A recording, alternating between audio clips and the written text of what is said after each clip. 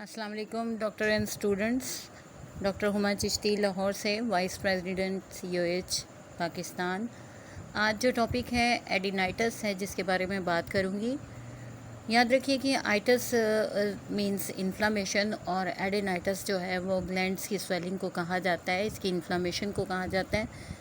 It's mean कि lymph gland की inflammation जहाँ पर होगी उसको हम एडिनाइटिस कहेंगे। इसमें कोई एक लिम्फ नोड भी इन्वॉल्व हो सकता है और इससे ज़्यादा भी हो सकते हैं।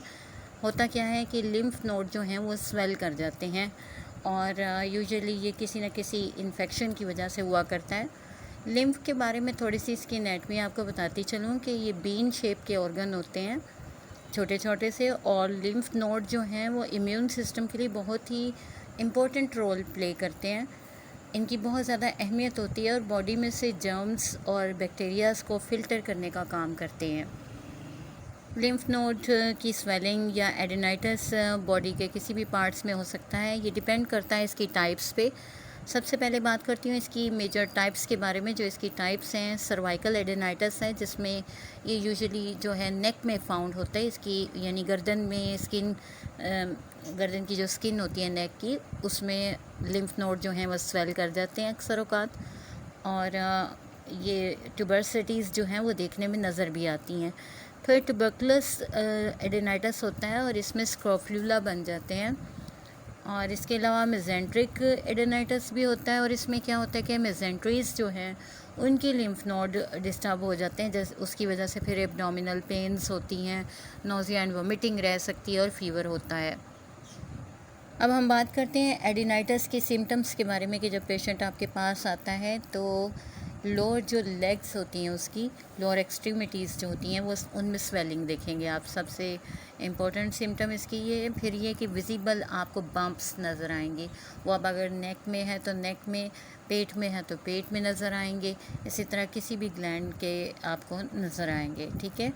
फिर टेंडरनेस है इन द लिम्फ नोड्स, कि लिम्फ नोड्स में टेंडरनेस होगी, वो दुखेंगे। आप हाथ से जब चेक करेंगे ऐसे नोड्स को तो इनमें पेन होगी।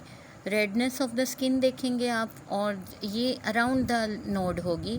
हमेशा लिम्फ नोड के जो राउंड एरिया होता है, जो इसके इर्द गिर्द की स्किन होती है, वो रेड नज़र आएगी, ठीक है। उसमें रेडनेस होगी बिकॉज उधर स्वेलिंग होती है।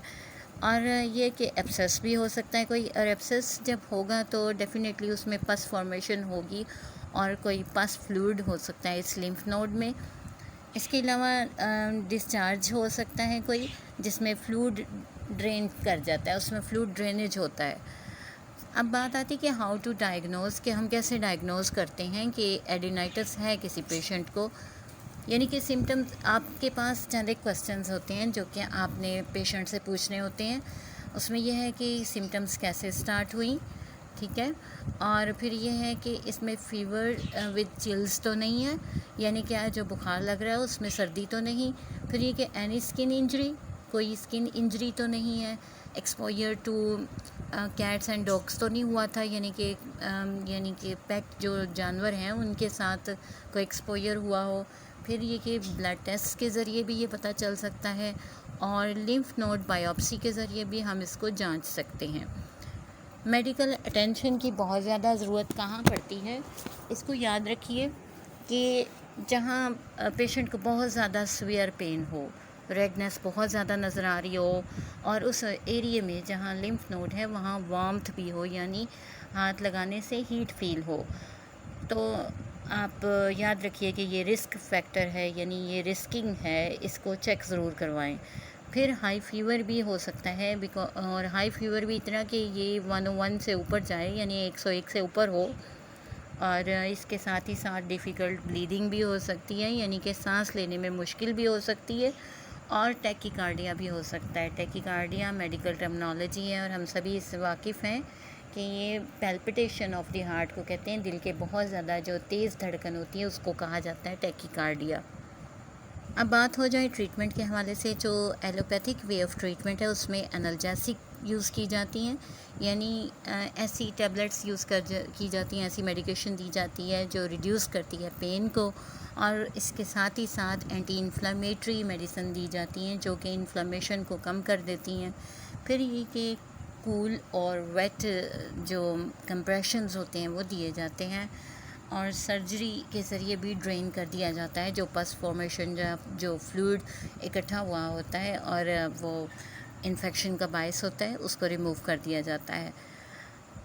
लेकिन इम्पॉर्टेंट बात यह है कि हम होम्योपैथिक में इसका इलाज कैसे करते हैं, तो याद रखिए कि इसको मियाज़मेटिकली भी डील करते हैं, और साथ ही साथ इसके लिए बहुत सारी मेडिसिन हैं जो यूज़ की जाती हैं। बहुत ज़्यादा फेमस जो मेडिसिन है वो कल्केरिया फ्लोर है, और हर कोई इससे वाकिफ़ है। सर्वाइकल स्पेशली जो नोड्स बन जाते हैं और डोसिटीज़ अगर ब्रेस्ट में हो जाती हैं और उनमें हार्डनेस बहुत ज़्यादा होती है तो ये यूज़ की जाती हैं। इसके साथ ही स्कॉर्फियोरेलिया यूज़ की जाती है। फिर ये कि फाइटोलैका को यूज़ किया जाता है, ब्रोमियम है, एनिमेलिस कार्बो एनिमेलिस है, लेपिस बहुत ज़्यादा यूज़ की जाती है हार्डनेस को दूर करने के लिए, इंड्यूरेशन ऑफ द ग्लैंड्स के लिए, और एकोनाइट भी यूज़ की जाती है, आयोडाइड को यूज़ किया जाता है। आयोडियम की जितनी भी टाइप्स हैं उनको जब हम यूज़ करते हैं तो ये ग्लैंड्स के लिए बहुत ज़्यादा फ़ायदेमंद साबित होती हैं। और आयोडियम जो है वो ड्विंडल ग्लैंड्स के लिए यूज़ की जाती है स्पेशली। फिर ये है कि इसके अलावा कल्केरिया आयोडाइड है जो इन लार्ज ग्लैंड में बहुत ज़्यादा यूज़ की जाती है, बेला यूज़ की जाती है, जबकि ग्लैंड्स में स्वेलिंग और स्टिचिंग पेन्स बहुत ज़्यादा होती हैं तो वहाँ पर यूज़ की जाती है। इसके अलावा कल्केरिया कार्ब को भी यूज़ किया जाता है जो सपोरेटिव ग्लैंड्स अगर पाए जाते हों तो उनके लिए। ग्रेफाइट्स भी इस्तेमाल होती है, ग्रेफाइट्स में एक्जिला में, ग्रोइन में, नेक में, यानी कहीं भी ग्लैंड में अगर जो है स्वेलिंग है और लिम्फ नोड जो हैं वो स्वेल कर गए हैं, उनमें इन्फ्लामेशन है, उनमें इन्फेक्शन है, तो उसके लिए यूज़ की जाती है। उम्मीद है कि लेक्चर आपके लिए फ़ायदेमंद होगा। आज के लिए इतना ही। नेक्स्ट टॉपिक तक के लिए अल्लाह हाफिज़।